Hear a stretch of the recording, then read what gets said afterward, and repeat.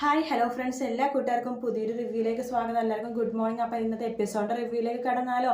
അങ്ങനെ നമ്മുടെ ആകാശ് അവരോട് പറയേണ്ട സോറി, ഈ ബന്ധത്തിന് എനിക്ക് താല്പര്യമില്ല എന്ന് പറഞ്ഞിട്ട് മുകളിൽ കയറി പോകുക കേട്ടോ. ആ സമയത്ത് മനോരമയെ തൊട്ട് ആകാശിൻ്റെ പുറകെ തന്നെ മുറിയിലേക്ക് പോകുന്നുണ്ട്. ആകാശോട് പറയുന്നുണ്ട്, സൺ, എനിക്ക് മനസ്സിലാവും നിന്റെ വിഷമം. കാരണം ഞാൻ പെട്ടെന്ന് അവരെ വിളിച്ചു, പെട്ടെന്ന് അവരെ കാണുമ്പോഴേക്കും നിനക്കതിന് ബുദ്ധിമുട്ടുണ്ടാവും. പക്ഷെ സത്യം, ബിലീവ് മീ സൺ, അവരൊരിക്കലും എന്നോട് പറഞ്ഞിട്ടല്ല വന്നത്, പെട്ടെന്ന് വരുന്ന വരവായിരുന്നു. അതുകൊണ്ട് എനിക്ക് നിന്നോട് പറയാൻ പറ്റത്. അമ്മേ, അവർ പറഞ്ഞിട്ട് വരികയോ പറയാതെ വരികയോ എന്ത് വേണമെന്ന് ചെയ്യട്ടെ, എനിക്കൊരു കുഴപ്പമില്ല. പക്ഷെ ഞാൻ പറഞ്ഞ കാര്യം അതിൻ്റെ ഉറച്ച തീരുമാനമാണ്. എന്താ നീ പറഞ്ഞത് ചോദിക്കുമ്പോൾ, അതെ, ഞാൻ പ്രീതിനല്ലാതെ വേറൊരു പെൺകുട്ടിയെ വിവാഹം കഴിക്കില്ല. അത് ഞാൻ തീരുമാനിച്ച് ഉറപ്പിച്ച കാര്യമാണ്. എടാ, നീ എൻ്റെ മുഖത്ത് നോക്കി പറയടാ. അമ്മയുടെ മുഖത്ത് നോക്കി തന്നെ ഞാൻ പറയും, ഞാൻ പ്രീതി വേറൊരു പെൺകുട്ടിയെ വിവാഹം കഴിക്കില്ല. ആടാ, നീ അങ്ങനെ തന്നെ പറയടാ. നിനക്ക് വേണ്ടിയിട്ട് രാവും പകലും ഓരോരോ പെൺകുട്ടികളെ കണ്ടുപിടിക്കാനും നിനക്ക് നല്ലൊരു ജീവിതം ഉണ്ടാവാൻ വേണ്ടി പ്രാർത്ഥിക്കണം. എന്നെ തന്നെ എൻ്റെ മുഖത്തൊക്കെ തന്നെ നീ ഇങ്ങനെ പറയണോടാ എന്നൊക്കെ ഇങ്ങനെ പറഞ്ഞുകൊണ്ടിരിക്കുകയാണ്. ആ സമയത്ത് ആ ബഹളം കേട്ട് അവിടേക്ക് അശ്വിനും അതുപോലെ തന്നെ മുത്തശ്ശിയും അഞ്ജലിയും മോഹനനങ്ങളും ഒക്കെ വരുന്നുണ്ട് കേട്ടോ. എന്താ ഇവിടെ ബഹളം ചെയ്യുമ്പോൾ കണ്ടില്ല മോഹനായിട്ട് ഇവൻ പറയാണ് ഇവൻ ആ പെണ്ണിനോട് വേറെ പെണ്ണെ കല്യാണം കഴിക്കില്ലെന്ന് എന്ന് പറയുമ്പോൾ ആകാശ് പറയുന്നുണ്ട്, അതെ, അതന്നെ എനിക്ക് പറയാനുള്ളത്. അമ്മയുടെ അച്ഛൻ്റെയൊക്കെ അനുഗ്രഹത്തോടെ എൻ്റെ വിവാഹം നടക്കണമെന്ന് എൻ്റെ ആഗ്രഹം. ഇനിയിപ്പോൾ അച്ഛനും അമ്മയും ആരും അനുഗ്രഹിച്ചില്ലെങ്കിലും ഞാൻ ആ പെൺകുട്ടിയെ തന്നെ വിവാഹം കഴിക്കുള്ളൂ. അപ്പോഴേക്കും മനോരമ പറയണ്ട്, കേട്ടില്ലേ മോഹനായിട്ട് അവൻ പറഞ്ഞത്, നമ്മുടെ അനുഗ്രഹം ഇല്ലെങ്കിലും അവൻ ആ പെൺകുട്ടിയൊക്കെ തന്നെ വിവാഹം കഴിക്കുമെന്ന്. എൻ്റെ മനോരമയെ, അവൻ ആ പെൺകുട്ടിയെ ഇഷ്ടമാണെങ്കിൽ നമുക്ക് ആ കാര്യങ്ങൾ അതിലേക്ക് നീങ്ങാം. എന്താ മോഹനേട്ടൻ പറഞ്ഞത്? ഇവന്റെ കൂടെ മോഹനേട്ടൻ കിടന്ന് തുള്ളുവാണോ? അങ്ങനത്തെ ഒരു ദരിദ്രവാസി പെണ്ണിനെ മരുമകളാകാണ്ട് മോഹനേട്ടൻ എങ്ങനെ പറ്റുന്നു മോഹനേട്ട എന്ന് പറയുമ്പോൾ മനോരമ, ഞാനൊരു കാര്യം പറയാം. നിന്റെ പിടിവാശിയും നീ പറഞ്ഞ പോലത്തെ പെൺകുട്ടികളെന്നല്ല അവനിഷ്ടം. അവനെ മനസ്സിലിണങ്ങിയ പെൺകുട്ടിനെ, അവനിഷ്ടപ്പെട്ട പെൺകുട്ടിനല്ലേ അവനെ കല്യാണം കഴിക്കേണ്ടത്. അവനൊരു ജീവിതമല്ലേ മനോരമയുള്ളൂ. മോഹനേട്ട, ഇവൻ പെറ്റിട്ടപ്പോൾ മുതൽ ഞാൻ ആഗ്രഹിക്കുന്നതാ ഇവൻ എങ്ങനത്തെ പെൺകുട്ടിനെ കല്യാണം കഴിക്കണമെന്ന്. അതുകൊണ്ട് ഞാൻ ഒരിക്കലും ഈ വിവാഹത്തിന് സമ്മതിക്കില്ല എന്ന് പറയുമ്പോൾ നമ്മുടെ അഞ്ജലി പറയുന്നുണ്ട്, ആന്റി, ആകാശിന് ആ പെൺകുട്ടിയെ ഇഷ്ടം വേണ്ട ആരും ഒന്നും പറയണ്ട എന്ന് പറയുമ്പോൾ ആകാശ് പറയുന്നുണ്ട്, നിങ്ങൾക്കിടയൊക്കെ സമ്മതത്തോടെ എനിക്ക് ഈ വിവാഹം കഴിക്കാൻ ആഗ്രഹമുണ്ട്. നിങ്ങളെ സമ്മതിച്ചില്ലെങ്കിൽ ഞാൻ വിവാഹം കഴിക്കും. അത്ര മാത്രമേ എനിക്ക് അമ്മയടുത്ത് പറയുള്ളൂ. ഓഹോ, നീ അത്രക്കായല്ലേ എന്ന് നീ അറിഞ്ഞോടാ. എൻ്റെ ആഗ്രഹം ഞാൻ പറയാൻ പോണ എന്താ നീ അറിഞ്ഞോ? നിന്റെ ആഗ്രഹം ഒരിക്കലും നടക്കില്ലടാ. ഇത് ഈ മനോരമയാ പറഞ്ഞത് എന്ന് 3 പ്രാവശ്യം ഇങ്ങനെ കാണിക്കും കേട്ടോ. മനോരമയുടെ മുഖം ഇങ്ങനെ 3 പ്രാവശ്യം അടുത്ത് ഇങ്ങനെ കാണിക്കും. അതിനുശേഷം നമ്മുടെ മനോരമ അവിടെ ഇരിക്കുവാണ്. എന്നിട്ട് ദേഷ്യത്തിൽ അവിടെ നിന്ന് ചാടി എഴുന്നേൽക്കുന്നുണ്ട്.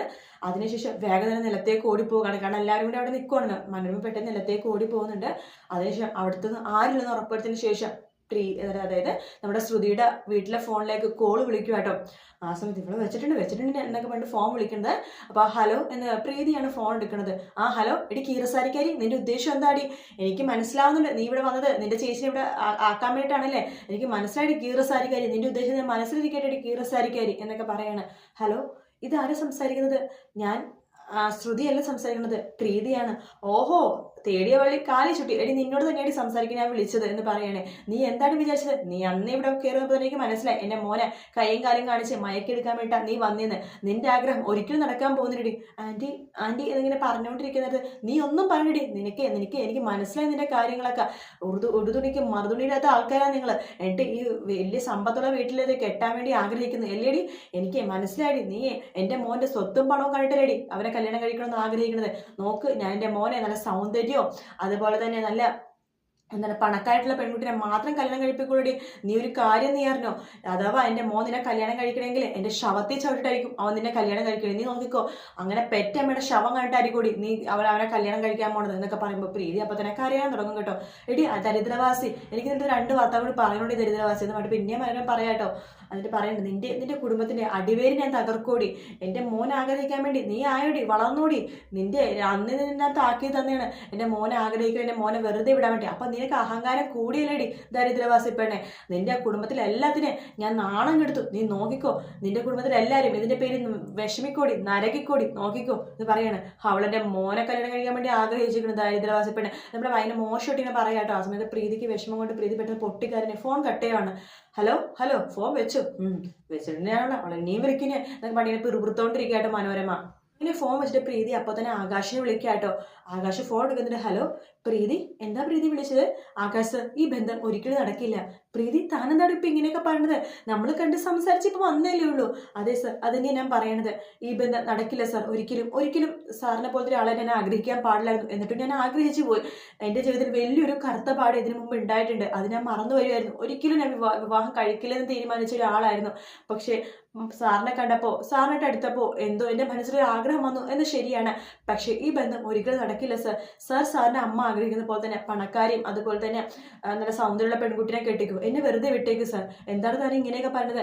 എന്താ ഈ വീട്ടിൽ നിന്ന് ആരെങ്കിലും തന്നെ വിളിച്ച് ഭീഷണിപ്പെടുത്തിയോ? സർ അതെന്തെങ്കിലും ആവട്ടെ, എന്താ താൻ സത്യം പറ. ഈ വീട്ടിൽ നിന്ന് തന്നെ ആരെങ്കിലും വിളിച്ചോ? പറയടോ. വിളിച്ചു, സാറിന്റെ അമ്മ വിളിച്ചു. എടോ അതൊക്കെ താൻ വിട്ടേക്ക്. അമ്മയുടെ കാര്യം അശ്വിൻ ചേട്ടൻ നോക്കിക്കോളാന്ന് പറഞ്ഞതല്ലേ സർ. ആര് നോക്കിയാലും സാറിന്റെ അമ്മയുടെ സ്വഭാവം മാറില്ല. അല്ലെങ്കിൽ സാറിന്റെ അമ്മനെ വിഷമിപ്പിച്ചിട്ട് എന്തിനാ നമുക്ക് ഈ ഒരു ജീവിതം? വേണ്ട സർ. സാറിന്റെ അമ്മയുടെ ആഗ്രഹത്തിനനുസരിച്ച് വേണം ജീവിക്കാനായിട്ട്. സാറിനെ വെറുതെ വിട്ടേക്ക് സർ, മറന്നേക്ക് സർ എന്ന് പറഞ്ഞിട്ട് ഫോൺ കട്ട് ചെയ്യാട്ടോ. ഹലോ ഹലോ എന്ന് ആകാശ് പറയുമ്പോഴേക്കും പ്രീതി ഫോൺ കട്ട് ചെയ്യാണ്. ആകാശിനാകെ ദേഷ്യം വരും കേട്ടോ. ആകാശ് അങ്ങനെ അകത്തേക്ക് കയറി പോവുകയാണ്. അതിനുശേഷം പ്രീതി കരഞ്ഞുകൊണ്ടിരിക്കുമ്പോൾ ശ്രുതി വരുന്നുണ്ട്. ആരാ ചേച്ചി വിളിച്ചത്? എന്തിനാ ചേച്ചി കരയണത് എന്ന് ചോദിക്കുമ്പോൾ, ചേച്ചി പറ ചേച്ചി. അത് ആരുമില്ല, പറ ചേച്ചി, ആരാ വിളിച്ചത്? അത് ഞാൻ അങ്ങോട്ട് വിളിച്ചതാ. ആരെ? ആകാശ് സാറിന്. ഈ ബന്ധം നടക്കില്ലെന്ന് പറയാം. നടക്കില്ലെന്ന് പറയാനോ? ചേച്ചി എന്തൊക്കെ ചേച്ചി പറയുന്നത്? അതേ മോളെ, ഈ ബന്ധം നമുക്ക് വേണ്ട, ഇത് നമുക്ക് ശരിയാവില്ല മോളെ. നമുക്ക് ഒരിക്കലും പണക്കാരായിട്ട് ആഗ്രഹിക്കാൻ പാടില്ല എന്നിങ്ങനെ പറയണം. എന്നാൽ ചേച്ചി എന്താ ഇപ്പൊ ഇങ്ങനെ പറയാൻ കാരണം എന്താണ്? ആ വീട്ടിൽ ആരെങ്കിലും ചേച്ചിനെ വിളിച്ച് ഭീഷണിപ്പെടുത്തിയോ? സത്യം പറ. ആരെങ്കിലും വിളിച്ചു ചേച്ചി? സത്യം പറ ചേച്ചി എന്ന് പറയാണ്. അതെ, ആകാശ് സാറിന്റെ അമ്മ വിളിച്ചു. ഓ, അപ്പൊ അതാണ് കാര്യം. ചേച്ചി എന്താ ചേച്ചി അവരുടെ വർത്തമാനം കേൾക്കണത്? ചേച്ചിക്ക് വാക്ക് തന്നത് അശ്വിൻ സാറല്ലേ, പിന്നെ ആകാശ് സാറും വാക്ക് തന്നില്ലേ? ചേച്ചി അവരുടെ കുറച്ച് ദിവസം സമയം കൊടുക്ക്, അവരെല്ലാം റെഡിയാക്കും. വേണ്ട മോളെ, ഇത് ശരിയാവില്ല എന്ന് പറഞ്ഞിട്ട് പ്രീതി കരഞ്ഞിട്ട് പോകും കേട്ടോ.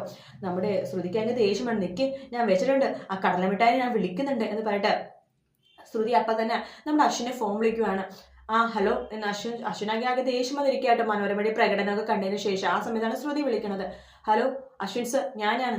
എന്താണ് വിളിച്ചത് എന്ന് ചോദിക്കുമ്പോൾ, സാറല്ലേ പറഞ്ഞത് അവിടുത്തെ കാര്യങ്ങളൊക്കെ നോക്കിക്കോളാന്ന്. ഇപ്പൊ എന്റെ ചേച്ചി വിഷമിച്ചുകൊണ്ടിരിക്കും, കല്യാണം വേണ്ടെന്നൊക്കെയാണ് എന്റെ ചേച്ചി പറയണത്. അതെന്താ ഇപ്പൊ അങ്ങനെ പറഞ്ഞത്? സാറിന്റെ വീട്ടിൽ നിന്ന് മനോരമാൻ്റെ വിളിച്ചിരുന്നു, ചേച്ചിനെ വളരെ മോശമായിട്ടൊക്കെയാണ് പറഞ്ഞത് എന്ന് പറയാണ്. അതിനിപ്പോ ഞാൻ എന്ത് വേണം? സാറെന്ത് വേണമെന്നോ? സാറല്ലേ എല്ലാം നോക്കിക്കോളാം ചെയ്തോളാം എന്നൊക്കെ പറഞ്ഞത്. ഇപ്പൊ സാറ് എന്ത് വേണമെന്നോ? നീ ഒന്ന് മര്യാദക്ക് ഫോം വെച്ച് പോയിക്കുക, നീ എന്നെ ഭരിക്കാൻ വരുന്നോ? ഫോം വെക്ക് എന്ന് പറയാണ്. അതിനുശേഷം നമ്മുടെ അശ്വിൻ ഫോം വെച്ചിട്ട് ആകെ ദേഷ്യം വന്നിരിക്കും കേട്ടോ. ആ സമയത്ത് ശ്രുതി മനസ്സിൽ ചോദിക്കണം, അയാൾ ഫോം വെച്ചല്ലേ നോക്കിക്കോ, ഞാൻ അങ്ങോട്ട് വന്നിട്ട് സംസാരിക്കുന്നുണ്ടോ തൻ്റെ അടുത്ത് എന്ന് പറയാണ്. അശ്വിനാണെങ്കിൽ മനോരമയുടെ കാര്യങ്ങൾ, മനോരമ പറഞ്ഞതൊക്കെ വീട്ടിലെ പ്രശ്നങ്ങളൊക്കെ ആലോചിച്ച് ആകെ ടെൻഷനായിട്ടിരിക്കുകയാണ്. ആ സമയത്ത് ശ്രുതി നമ്മുടെ ബാഗൊക്കെ എടുത്തിട്ട് അശ്വിൻ്റെ വീട്ടിലേക്ക് പോകാൻ പോകുക കേട്ടോ. എടി പെണ്ണെ, നീ എങ്ങോട്ടടി പോണത് എന്ന് നമ്മുടെ അമ്മായി ചോദിക്കുമ്പോൾ, അമ്മായി അതൊക്കെ ഞാൻ വന്നിട്ട് പറയാം, മാക്സിമം ഒരു മണിക്കൂറിൽ ഞാൻ തിരിച്ചു വരാം എന്ന് പറയാണ്. എടി എവിടെയാ പോണെന്നെങ്കിൽ പറഞ്ഞിട്ട് പോടി. അമ്മായി ഞാൻ വന്നിട്ടെല്ലാം പറയാം, 1 മണിക്കൂറിൽ ഞാൻ വരാമെന്ന് പറഞ്ഞില്ലേ എന്ന് പറഞ്ഞിട്ട് ശ്രുതി ബാഗ് എടുത്തിട്ട് അശ്വിൻ്റെ വീട്ടിലേക്ക് പോകുക കേട്ടോ. പിന്നീട് അമ്മായി നോക്കുമ്പോഴേക്ക് പ്രീതി എന്ന് കരഞ്ഞോണ്ടിരിക്കുക. എന്താ മോൾ നീ ഇങ്ങനെ കരയണത്? ഒന്നുമില്ല അമ്മായി. ഈശ്വര, ഈ പെമ്പിളർക്ക് ഇത് എന്ത് പറ്റി? ഈ പെമ്പിളർ ഒന്നും പറയില്ലല്ലോ, നോക്കട്ടെ എന്തെങ്കിലും കുരുത്തക്കേട് ഒപ്പിച്ച് വെച്ചിട്ടുണ്ടെങ്കിൽ ഞാൻ വെച്ചിട്ടുണ്ട് എന്നൊക്കെ അമ്മായി മനസ്സിലിങ്ങനെ വിചാരിക്കുകയാണ്. അതിനുശേഷം കാണിക്കുന്ന മനോരമേനെയാണ്. മനോരമ മതിലൊക്കെ അടിച്ചിങ്ങനെ തലയടിച്ചിങ്ങനെ കരയാട്ടോ. അപ്പൊ കൂടെ നമ്മുടെ അഞ്ജലി ഉണ്ട്, ലാവണ്യ ഉണ്ട്. അപ്പോൾ നമ്മുടെ മനോരമ പറയുന്നുണ്ട്, നിലത്ത് വെച്ച ഉറുമ്പരിക്കും, തലയിൽ വെച്ച പേനരിക്കും എന്ന് വെച്ചിട്ടല്ലേ അഞ്ജലി ബേബി ഞാനാണ് വളർത്തിയത്.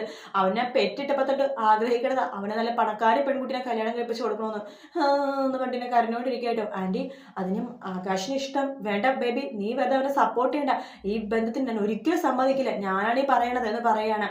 ആ സമയത്ത് ആകാശ് വരുന്നുണ്ട്. എന്താ ഒരു ബഹളം? ഇവിടെ എന്താ ബഹളം? ഇവിടെ വാട നീ എന്ന് പറഞ്ഞിട്ട്, എടാ എന്റെ തലയെ തൊട്ട് സത്യം ചെയ്യടാ, ആ കീരസാരിക്കാരുടെ ചേച്ചിനെ നീ സ്നേഹിക്കില്ല, വിവാഹം കഴിക്കില്ല, അവളെ മറന്നേക്കാന്ന് എന്റെ തലയെ തൊട്ട് സത്യം ചെയ്യടാ. ഇല്ല, ഞാൻ സത്യം ചെയ്യില്ല. അങ്ങനെ സത്യം ചെയ്തിട്ട് എനിക്ക് പറ്റില്ല, എനിക്ക് പ്രീതിനെ അത്രമാത്രം ഇഷ്ടമാണ്, എനിക്കൊരു ജീവിതം ഉണ്ടെങ്കിൽ പ്രീതിയുടെ കൂടെ മാത്രമായിരിക്കും എന്ന് പറയാണ്. എടാ അത്ര കൈ നീയല്ലേ എന്ന് പറഞ്ഞിട്ട് നമ്മുടെ മനോരമ കയ്യിലൊക്കെ പിടിച്ച് തല്ലുവാട്ടോ ആകാശിന്റെ. അമ്മ എന്തേ കാണിക്കണത്? അമ്മ എത്രയൊക്കെ തല്ലിയാലും ഞാൻ ഈ ബന്ധത്തിൽ നിന്ന് പിന്തിരിയില്ല അമ്മ എന്ന് പറയണം. ലാവണ്യ പറയണ്ട്, ആന്റി ആകാശിന് അതാ ഇഷ്ടമെങ്കിൽ വേണ്ട, ആരൊന്നും പറയണ്ട, എനിക്കൊരു ആഗ്രഹമൊക്കെ ഇല്ലേ, ഞാൻ ഇവന്റെ അമ്മയാണെന്നുണ്ടെങ്കിൽ, ഇവനെ പെറ്റ അമ്മയാണെന്നുണ്ടെങ്കിൽ ഒരിക്കലും എന്റെ ബന്ധത്തിന് സമ്മതിക്കില്ല. അമ്മക്ക് അത്ര വാശിയാണല്ലേ, എങ്കിൽ ഞാൻ ഈ വീട്ടിൽ നിന്ന് കാല് കുത്തില്ല അമ്മേ എന്ന് പറഞ്ഞിട്ട് ആകാശം അവിടെ നിന്ന് ഇറങ്ങി പോകുക കേട്ടോ. ആ സമയത്ത് അഞ്ജലി പറഞ്ഞിട്ട്, എന്താ ആന്റിക്ക് ഒരേ ഒരു മോനല്ലേ ഉള്ളൂ? അതെ, ഒരേ ഒരു മോനേ ഉള്ളൂ, അതുകൊണ്ട് തന്നെയാണ് ഇത്ര ദേഷ്യം വരുന്നത് എന്ന് പറഞ്ഞിട്ട് വീണ്ടും മനോരമ ആകെ ആ കാര്യങ്ങൾ പറഞ്ഞിട്ട് ഇങ്ങനെ വിഷമിച്ചുകൊണ്ടും ഇങ്ങനെ കരഞ്ഞോണ്ടും ആകാശനോടും ഇങ്ങനെ പിറുപിറുത്തോണ്ടും ഇങ്ങനെ ഇരുന്നുകൊണ്ടിരിക്കുന്ന ഭാഗത്തോട് കൂടിയിട്ടാട്ടോ ഇന്നത്തെ എപ്പിസോഡ് തീരുന്നത്. വീഡിയോ ഇഷ്ടപ്പെട്ടെങ്കിൽ ലൈക്ക് ചെയ്യുക, സബ്സ്ക്രൈബ് ചെയ്യുക, കമൻറ്റ് ചെയ്യുക. മറ്റൊരു വീഡിയോ ആയിട്ട് വീണ്ടും കാണാം. Take care, bye bye.